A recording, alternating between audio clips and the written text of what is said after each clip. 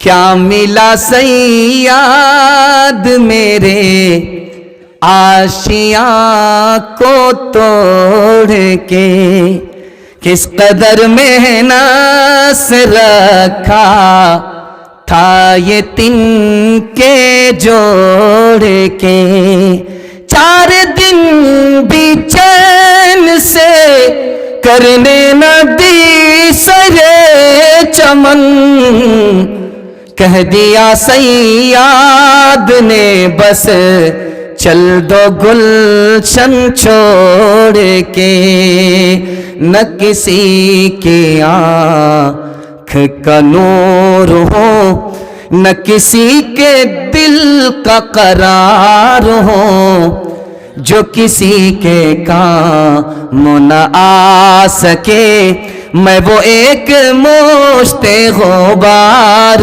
ہوں۔ میرا رنگ و روپ بگڑ گیا، میرا یار مجھ سے بچھڑ گیا، جو چمن خزاں سے اجڑ گیا، میں اسی کی فصل بہار ہوں، نہ کسی کی آنکھ کا نور ہو۔ بس جلسہ نکل گیا، مکمل نکل گیا۔ اب جو بھی فرمائش ہے اس پیاس کو باقی رکھیے، انشاءاللہ اللہ نے اگر ایک جگہ ہم لوگوں کو دوبارہ جمع کیا وہ پیاس بجھائی جائے گی۔ لیکن آپ لوگوں کو میں دل سے دعا دے کر کے جا رہا ہوں، مسافر بھی ہوں میں، آپ کا مہمان بھی ہوں۔ آپ نے میرا دل اتنا خوش کر دیا کہ آپ لوگ اتنا سنانے کے بعد بھی، اتنا بوجھ آپ لوگوں کے سر پہ ڈالنے کے باوجود بھی آپ تھکے نہیں، یہاں سے جگہ چھوڑ کر کے گئے نہیں۔ اللہ اس محبت کو سلامت رکھے۔ گھر میں اگر جوان بیٹی ہے، اللہ غیب سے مناسب جوڑے کا انتظام فرمائے، اللہ ہر مشکل کو آسان فرمائے۔